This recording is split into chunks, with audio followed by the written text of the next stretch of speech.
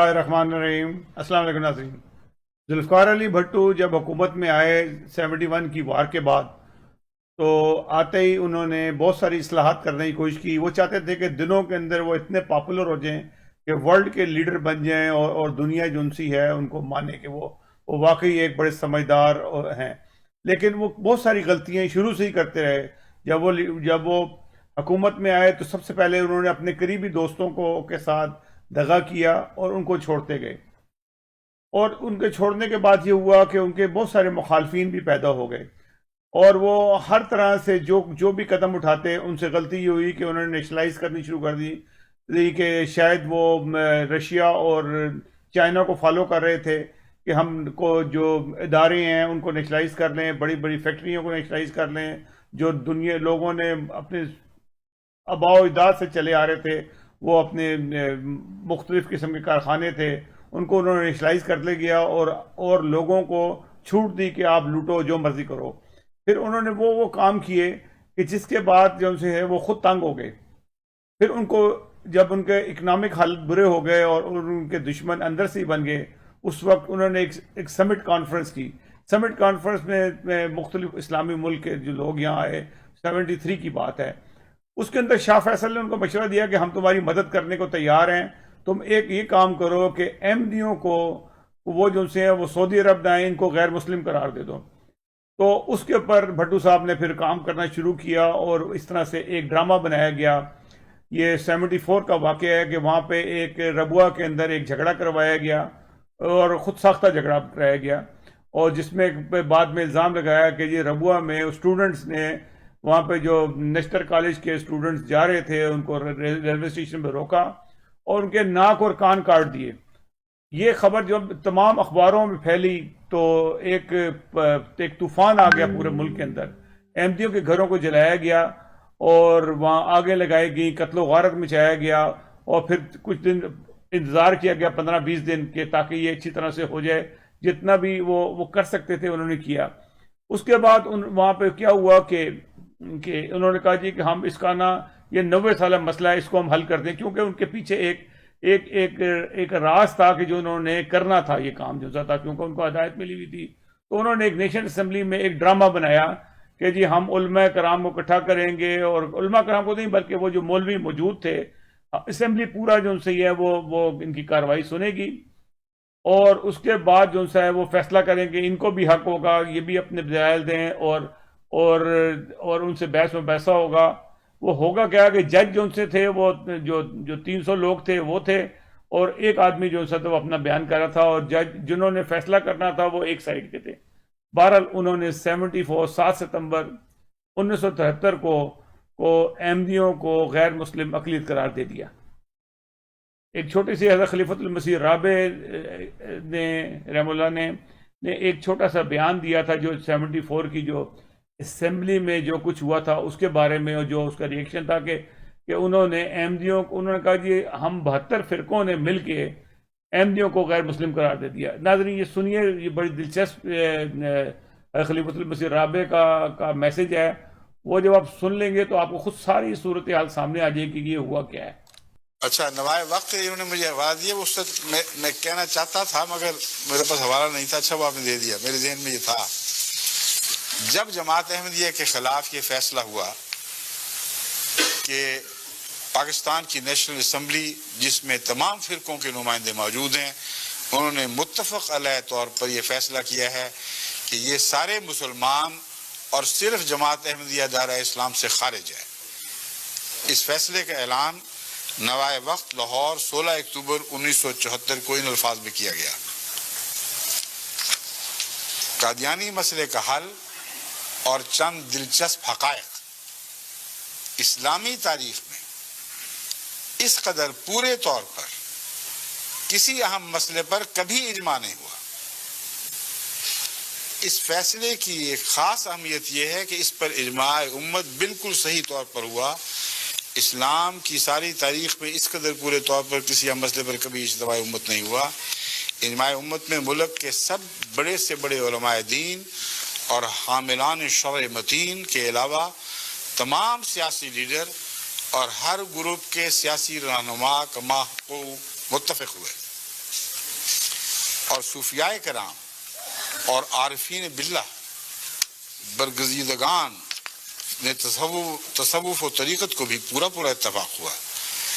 قادیانی فرقے کو چھوڑ کر جو بھی 72 فرقے مسلمان یہ تان ٹوٹ گیا. Cat is out of the bag.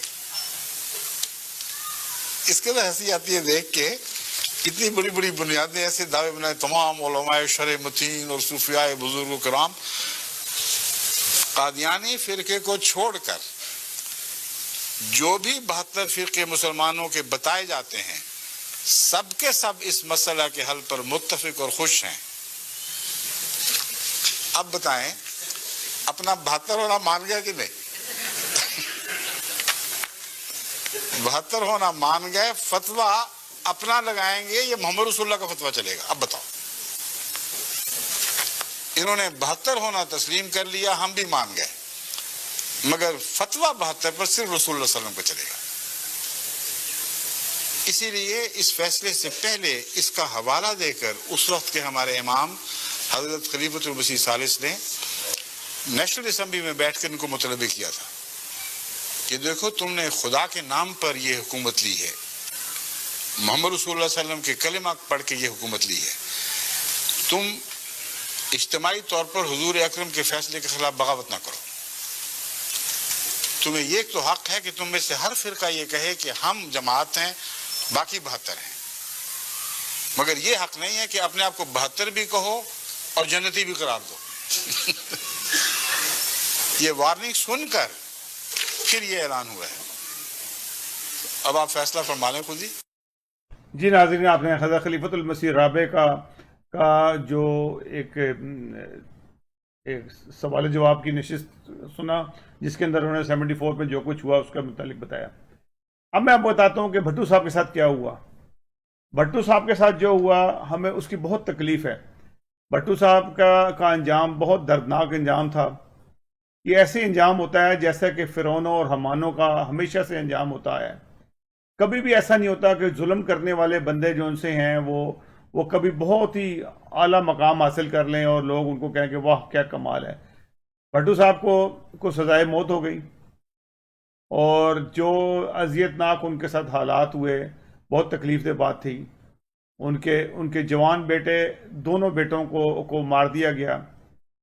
ایک بیٹا یہ شاہ نواز تھا, اس کا آج تک نہیں پتہ لگا کہ اس کو کس طرح سے ایک مرڈر ہوا. اس کا مرتضیٰ کا الزام جو سا تھا زرداری انہی کے بھٹو صاحب کے داماد کے اوپر تھا, اور وہ نظر بھی آتا ہے سب کو کہ اس کو مروایا گیا. بے نظیر کے دور میں حکومت کے اندر مارا گیا. یہ دونوں بار مارے گئے. پھر اس کے بعد بے نظیر بھٹو کا جو قتل ہوا اس کا بھی الزام جو سا ہے بھٹو صاحب کے داماد پہ ہی آتا ہے. آج بھی وہ بچتے جا رہے ہیں, لیکن قدرت جو سی ہے اسے نہیں چھوڑے گی. بیگم نصرت بھٹو بیمار ہو گئی, ان کی حالات بہت خراب رہی, حالت بڑی خراب رہی, بڑی تکلیف دے ان کی موت ہوئی, اور بالکل آخری وقت میں ان کی یادداشت بھی ہو گئی تھی. اپنے تینوں بچوں کا صدمہ انہوں نے برداشت کیا, شوہر کا صدمہ برداشت کیا. سنم بھٹو نے عقل مندی کی اور وہ سیاست سے کنارہ کر کے بالکل الگ تھلگ ہو گئی. یہ ہے بھٹو کا خاندان جس کے ساتھ جو ہوا. بھٹو صاحب بازو ہلال آئے, کہتے تھے کہ یہ جو دریا پار والے ہیں چنوٹ میں کھڑے ہوئے کہتے ہیں کہ میرے دونوں ہاتھ ٹوٹ جائیں گے. دیکھو میرے تو ہاتھ سلامت ہیں. بھٹو صاحب ایک نادان تھے, ان کو شاید یہ نہیں پتا تھا کہ ہاتھ ٹوٹنے کا مطلب کیا ہوتا ہے. ان کا سب کچھ ختم ہو گیا, نہ ان کی پارٹی رہی اور نہ ان کے بیچاروں کی اولاد رہی. بے نظیر تھی جو وزیر اعظم بھی بنی, اس کو بھی بے دردی سے مروا دیا گیا. اور کس نے مارا؟ انہی کے گھر کے لوگوں نے مارا. ان کے بیٹے کو کس نے مارا؟ انہی کے گھر کے لوگوں نے مارا. یہ انجام عبرتناک جو سا ہوتا ہے قدرت کا انجام ہوتا ہے, ہمیشہ یاد رکھیں. یہ جو آج اتراتے پھرتے ہیں کہ لوگ کہتے ہیں کہ جی کہ 74 میں ہم نے مسئلہ حل کر دیا اور اس کے اوپر اٹل ہیں. پھر اس کے بعد اس اسمبلی کے بارے میں ایک شخص ضیاء الحق آیا, اس نے وائٹ پیپر جاری کیا. وہ وائٹ پیپر آپ کبھی پڑھ لیں, اور اگر آپ کو مذہب سے بہت لگاؤ ہے اور اسلام سے بہت لگاؤ ہے, وہ وائٹ پیپر پڑھ لیں. جس اسمبلی نے احمدیوں کو غیر مسلم قرار دیا تھا اس اسمبلی کے لیے وائٹ پیپر میں کیا لکھا ہے؟ انہوں نے کہا یہ زانی تھے, شرابی تھے, بے ایمان تھے, دھوکے باز تھے, ہر قسم کی جو بد حرکات تھیں وہ اس اسمبلی کے اوپر لگائی اس نے. اور ضیاء الحق کو کہتے ہیں واہ جی وہ تو مرد مومن تھا، کیونکہ اس نے بھی احمدیوں کے خلاف بہت سے قوانین بنائے.